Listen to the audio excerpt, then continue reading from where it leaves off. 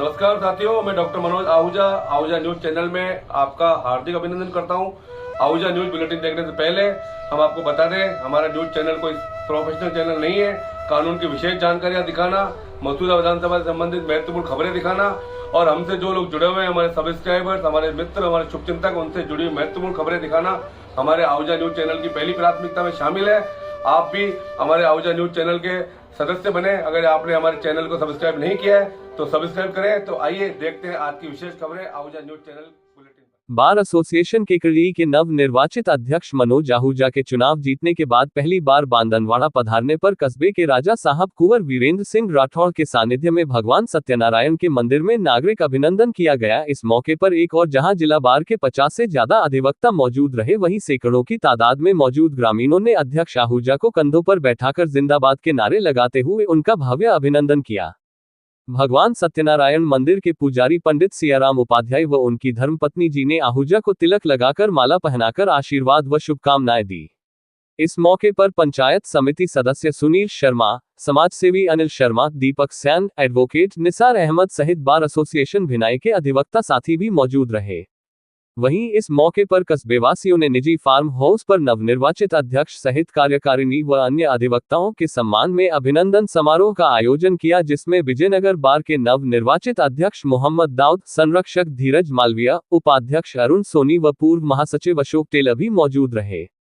आयोजित कार्यक्रम को संबोधित करते हुए एडवोकेट मनोज आहूजा ने सभी अधिवक्ता साथियों सहित न्यायिक परिवार के सदस्यों का हृदय की गहराइयों से आभार व्यक्त करते हुए कहा कि उनका मुख्य उद्देश्य अधिवक्ता समुदाय की गरिमा बढ़ाना है। अधिवक्ता साथियों सहित न्यायिक परिवार को सुरक्षा प्रदान करने के लिए वो हर संभव प्रयास भी करेंगे। कार्यक्रम को संबोधित करते हुए निवर्तमान अध्यक्ष राम अवतार मीणा ने कहा कि जिस प्रकार से उनकी टीम ने बार और बेंच के मध्य सौहार्दपूर्ण वातावरण रखते हुए अच्छा कार्य करने का प्रयास किया था, उसी विचारधारा को आगे बढ़ाते हुए टीम मनोज आहूजा नए कीर्तिमान स्थापित करने के लिए संकल्पबद्ध है। उन्होंने आहूजा की तारीफ करते हुए कहा कि आहूजा पिछले 2 दशक से अधिवक्ता हितों के लिए संघर्षरत रहे हैं और उनके पास विभिन्न संगठनों के दायित्व भी है और अब वो बार के कप्तान के रूप में सर्वश्रेष्ठ कार्य करेंगे, ऐसा मुझे पूर्ण विश्वास है। अभिनंदन समारोह के दौरान बहुआयामी प्रतिभा के धनी एडवोकेट व कवि सलीम गौरी ने शायराना अंदाज में संबोधित करते हुए आहूजा की टीम पर विश्वास जताते हुए उनकी कार्यप्रणाली की सराहना की। वह हाल क्या है दिलों का ना पूछो सनम सहित अन्य गीत व गजलें गाकर समारोह को 4 चांद लगा दिए। बड़ी संख्या में मौजूद अधिवक्ताओं का मनोज आहूजा सहित स्थानीय ग्रामीणों ने माला व साफा पहनाकर अभिनंदन किया, तो स्थानीय जनप्रतिनिधियों व मंचासीन अतिथियों ने नव निर्वाचित उपाध्यक्ष शिव प्रसाद पाराशर, महासचिव मुकेश शर्मा, कोषाध्यक्ष धर्मेंद्र सिंह राठौड़, पुस्तकालय अध्यक्ष इमदाद अली, वित्त सचिव रामेश्वर कुमावत, कार्यकारिणी सदस्य आदिल कुरैशी, रविंद्र मेवाड़ा का माला व साफा पहनाकर अभिनंदन किया। अभिनंदन समारोह में निर्वाचन अधिकारी भंवर सिंह राठौड़, पूर्व अध्यक्ष भूपेंद्र सिंह राठौड़, एडवोकेट सूर्यकांत दादीच, एडवोकेट व जिला परिषद सदस्य सीताराम कुमावत, लोकेश शर्मा, नितिन जोशी, कमलेश कांसोटिया, महेंद्र चौधरी, महावीर गुर्जर, कुश वागला, केदार चौधरी, मुकेश गुर्जर, नेमीचंद चौधरी, विजेंद्र पाराशर, हरिराम चौधरी, रमेश मीणा, द्वारका प्रसाद पंचोली, रवि शर्मा, नरेंद्र लोधा, त्रिलोक जांगिर, देवकांत व्यास, धर्मवीर बामनिया, मुरलीधर शर्मा, भेरूलाल चौधरी, आशीष पांचाल, रहीम गौरी, शम्मी मोहम्मद, राहुल आचार्य, शैलेंद्र देवड़ा, मनीष छीपा, अनिल शर्मा, गजेंद्र पाराशर, राजेश शर्मा, दिनेश पारिक, गजानंद सिंह रावत, पुष्पेंद्र शर्मा, शिवचरण चौधरी, भावेश तातिर, अभिनव जोशी, दिनेश चौधरी सहित अन्य अधिवक्ता व मुंशीगण मौजूद रहे। कार्यक्रम का बेहतरीन संचालन शिव कुमार जोशी द्वारा किया गया। हाल क्या है दिलों का न पूछो सनम, आपका मुस्कुराना गजब ढा गया। हाल क्या है दिलों का न पूछो सनम, आपका मुस्कुराना गजब ढा गया। एक तो महफिल तुम्हारी हंसी कम न थी, एक तो महफिल तुम्हारी हंसी कम न थी, उस पे मेरा तराना गजब ढा गया। हाल क्या है दिलों का न पूछो सनम। आज मनोज जी नजर आ रहे हैं और उन्हीं का अब तो लहराया मस्ती भरी छाव में, अब तो लहराया मस्ती भरी छाव में, बांध दो चाहे घुंघरू मेरे पाँव में, बांध दो चाहे घुंघरू मेरे पाँव में। मैं बहकता नहीं था मगर क्या करूं, मैं बहकता नहीं था मगर क्या करूं। आज मौसम सुहाना गजब ढा गया, हाल क्या है दिलों का न पूछो सनम। एक शेर और मनोज जी की मुस्कुराहट पर। तुम्हारी तरफ हर नजर उठ रही है, हर नजर उठ रही है, हाँ नजर उठ रही है तुम्हारी तरफ, और तुम्हारी नजर है हमारी तरफ, और तुम्हारी नजर है हमारी तरफ। आँख उठाना तुम्हारा तो फिर ठीक था, आँख उठाना तुम्हारा तो फिर ठीक था, आँख उठाकर झुकाना गजब ढा गया, हाल क्या है दिलों का न पूछो सनम। मैं मनोज जी के लिए एक शेर कह रहा हूं कि हमको हाथों में कोई कैद नहीं कर सकता, हमको हाथों में कोई कैद नहीं कर सकता, हम तो खुशबू हैं जिधर जाए महकते जाए। मैं इसी उम्मीद के साथ कि मनोज जी अपना पूरा कार्यकाल इन्हीं फूलों के माध्यम से करते रहेंगे। गुलशन में भले ही फूल अलग अलग हो मगर खुशबू अपने अपने मकाम पर है, और मनोज जी का किरदार सब वाकिफ है, क्रांतिकारी भी है और कभी कभी जवाल भी आता है, लेकिन मोहब्बत के धनी है, लबों पर हमेशा मुस्कुराहट रहती है, और मैं उम्मीद करता हूँ कि ये मुस्कुराहट बादस्तूर चलती रहे। और अब जैसा कि जोशी जी ने और मनोज जी ने कहा कि गजल तो मैं पेश कर देता हूँ। मैं अगर तहे दिल से इस्तकबाल, बड़ी खुशी की बात है कि आज हमारे यार की फतह का जश्न है, और ये जश्न लगातार केकड़ी से होता हुआ यहाँ तक पहुँचा है। मैं पहली बार महसूस कर रहा हूँ कि ये जश्न कैसा जश्न, यूं महसूस हो रहा है कि जैसे कोई विवाह सम्मेलन हो रहा हो लगातार, और 4-5 दिन लगातार दावतों का दौर चल रहा है। मैंने इनसे गुजारिश करी थी कि तारीख आगे बढ़ा दे, तो अब जब रात को दावत थी तो हमारे एक अजीज वकील साहब मेरे पास आए। ठीक है वकील साहब शुक्रिया। मैंने कहा यार दावत नहीं, आपने दावत में नहीं बुलाया है, तो मैं पहुंच गया, बिना बुलाए पहुंच गया। तो उन्होंने कहा मैंने आपको बुलाया नहीं। मैंने ये आपकी गलती है, ये आपकी गलती है, ये तो मेरी मोहब्बत से जो चला है। तो ये सब मोहब्बत के सौदे हैं, और आज ये मोहब्बत की जीत हुई है। हमने वकालत की प्रैक्टिस साथ साथ ही करी थी मनोज जी।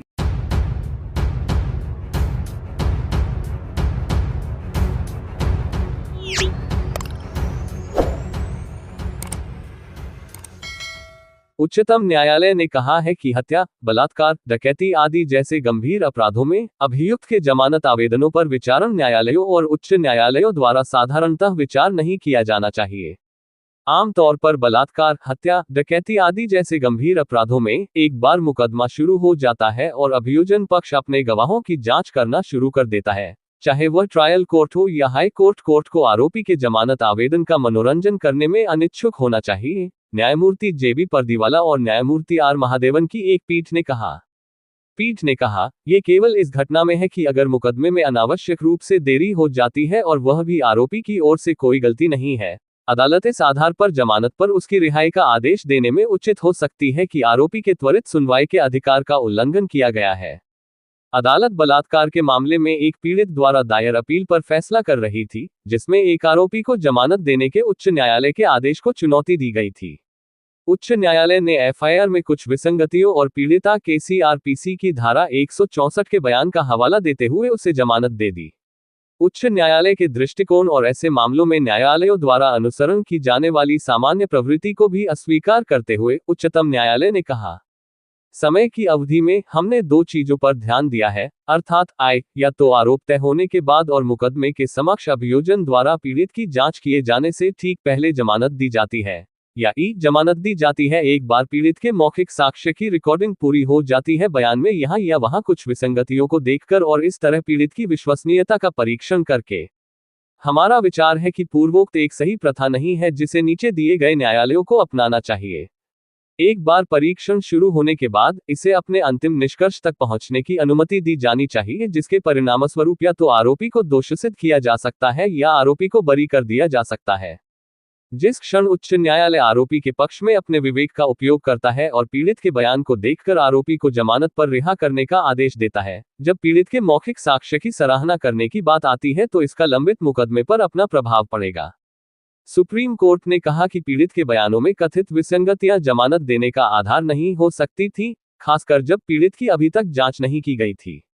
साथ ही अदालत ने उच्च न्यायालय द्वारा दी गई जमानत को बाधित करने से परहेज किया। इसके बजाय उसने अतिरिक्त शर्तों को लागू करने का फैसला किया। उन्होंने आरोपी को निर्देश दिया कि जब तक सुनवाई पूरी नहीं हो जाती तब तक पीड़िता और उसकी मां के गांव में प्रवेश न करे। आरोपी को अपना नया आवासीय पता पुलिस को देने का निर्देश दिया गया है।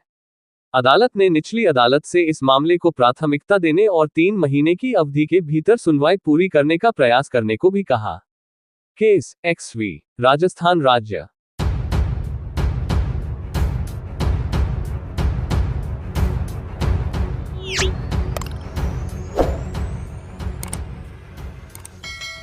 राज्य सरकार के 1 वर्ष का कार्यकाल पूर्ण होने के उपलक्ष्य में रविवार को नगर परिषद प्रांगण एवं कलेक्ट्रेट सभागार में जिला स्तरीय अंत्योदय शिविर का आयोजन हुआ।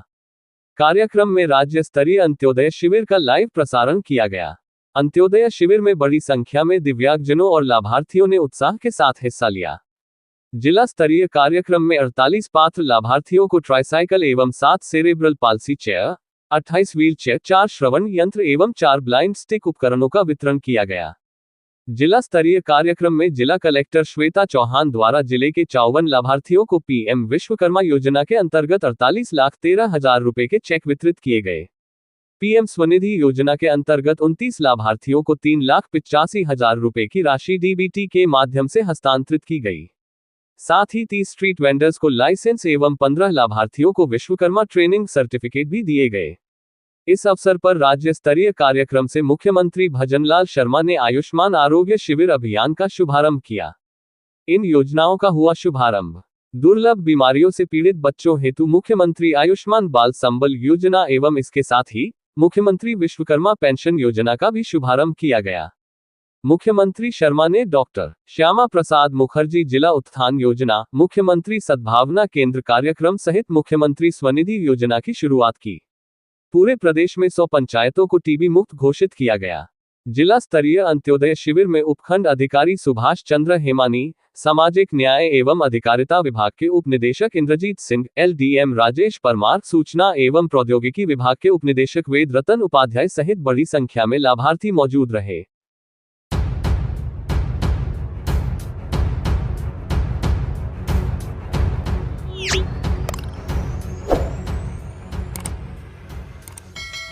राजस्थान सरकार की प्रथम वर्षगांठ के उपलक्ष्य पर जन कल्याणकारी कार्य हेतु दिनांक 15 दिसंबर रविवार को रक्तदान शिविर का आयोजन केकड़ी के अजमेर रोड स्थित डाक बंगले में किया गया, जिसमें जिला कलेक्टर श्वेता चौहान ने Dhan Singh Meena, PWD, doctor Vishal Bhardwaj, doctor Rajendra Somani, Vinay Singh Bhati PTE एवं अन्य रक्तदाताओं को प्रशस्ति पत्र देकर सम्मानित किया, जिसमें कुल 48 यूनिट रक्त संग्रह किया गया।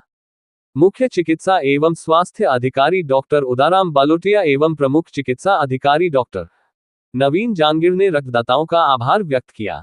अधिक से अधिक रक्तदाताओं ने पहली बार रक्तदान कर मानव सेवा की मिसाल पेश की। डॉक्टर मुनेश गौड़ बताया कि आयोजित राजस्थान सरकार की प्रथम वर्षगांठ के उपलक्ष्य पर जिले में नवाचार की पहल पर भागचंद कुमावत, धर्मचंद पूजा योगी सहित कुल 48 रक्तदाताओं ने रक्तदान शिविर में रक्तदान कर एवं सहयोगी संस्थाएं रेड क्रॉस सोसाइटी, भारत विकास परिषद, संत निरंकारी, केकड़ाधीश सेवा समिति, बढ़ते कदम संस्थान आदि ने अपना सहयोग प्रदान किया। शिविर में काउंसलर विनोद साहू का सराहनीय योगदान रहा। महावीर झांकल, पदम जैन, लियाकत अली, सरफराज मोहम्मद इमरान ने अपनी सेवाएं प्रदान की।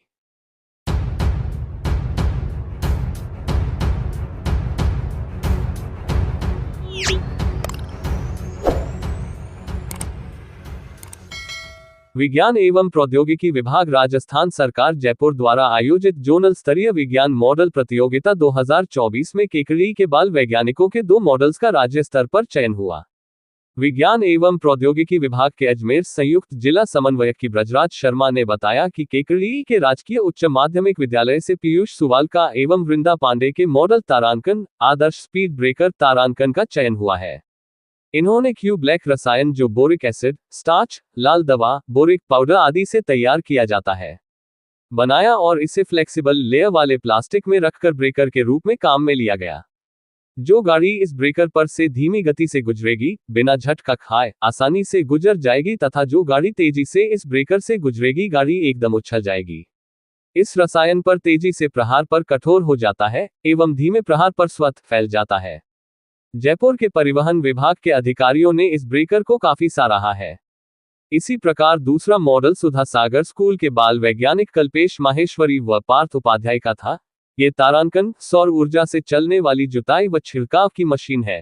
तारांकन इन्होंने देसी जुगाड़ से ऐसी मशीन बनाई जो किचन गार्डन व छोटी जगह पर आसानी से जुताई व बुवाई तथा दवा छिड़कने का कार्य कर सकती है तथा सौर ऊर्जा से इसे चलाया जाता है।